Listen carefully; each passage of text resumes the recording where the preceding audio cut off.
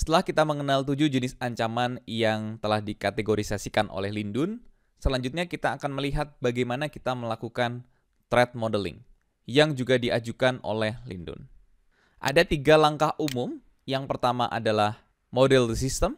Kita membuat model sistem dengan menggunakan data flow diagram atau diagram alir data. Kita mendeskripsikan semua data, semua proses, dan semua entitas yang ada di dalam sistem kita.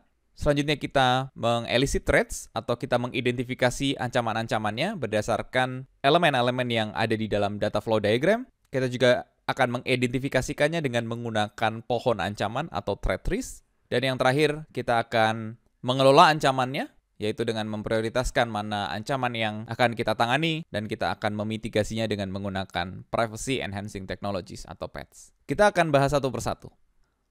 Untuk itu, kita akan menggunakan studi kasus, yaitu Document Processing dan Delivery Service. Contoh ini bisa juga teman-teman temukan di dalam lindun.org, atau PDF-nya nanti akan saya lampirkan juga di dalam halaman course. Baik, sistem ini adalah sebuah sistem tunggal ya untuk menangkap seluruh pemrosesan layanan dokumen. Ya, kemudian ada customer organization di dalamnya untuk menyediakan data mentah dan template untuk membuat dan mengirim dokumen.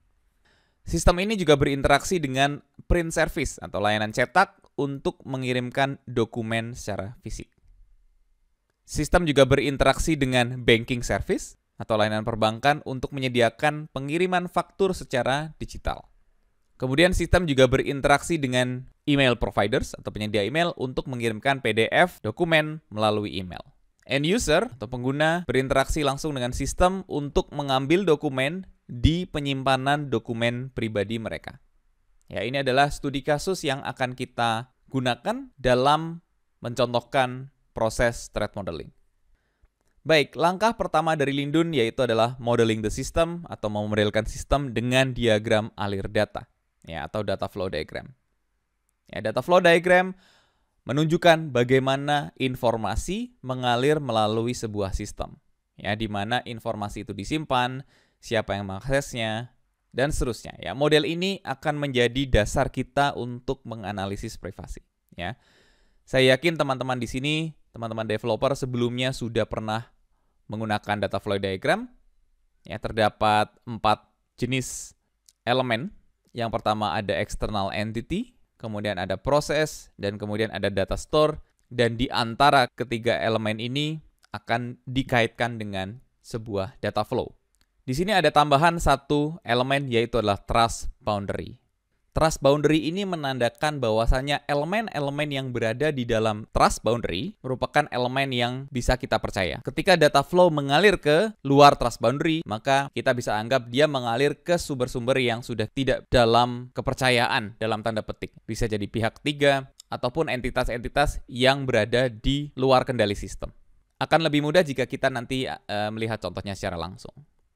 Baik, berdasarkan deskripsi dari studi kasus kita tadi, dokumen printing service, maka kita bisa membuat data flow diagramnya menjadi seperti ini. Ya, ini adalah diagram alir data level konteks, ya, atau level yang paling atas. Ya, kita bisa lihat di sini terdapat 1, 2, 3, 4, 5 entitas, ya, di mana semuanya berinteraksi dengan sistem. Dan semua interaksi yang ada di dalam sistem ini masuk dalam sistem boundary. Ya, tentu saja data flow diagram yang seperti ini belum kita bisa analisis lebih lanjut karena sifatnya masih sangat high level. Ya, kita harus mendetilkan data flow diagram ini. Nah, kita akan mencoba untuk mendetailkan data flow diagram ini. Namun kita akan fokus kepada scheduling dan delivery saja. Di dalam scheduling dan delivery nantinya akan ada beberapa proses ini. Ada proses penjadwalan yang akan melacak dokumen yang dihasilkan dan akan menjadwalkan pengirimannya. Ya, kemudian ada proses pengiriman yang berinteraksi dengan pihak ketiga untuk mengirimkan dokumen.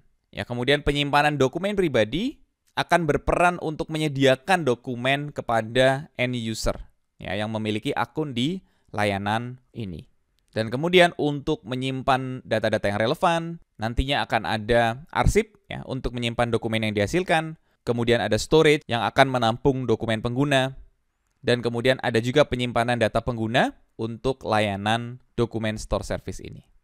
Nah, kita akan mencoba untuk mendetailkan data flow diagram dari deskripsi ini. Ya, ini adalah data flow diagram detail level 1 yang menghubungkan semua pergerakan informasi yang dibutuhkan antara bagian-bagian yang sudah disebutkan sebelumnya. Dan semua entitas-entitas ini juga sebelumnya ada di diagram konteks. Namun teman-teman bisa lihat di sini ada pemecahan proses, ya ada 3 proses sekarang, dan sudah ada data store di sini, dan juga ada cukup banyak data flow yang ada di DFD ini.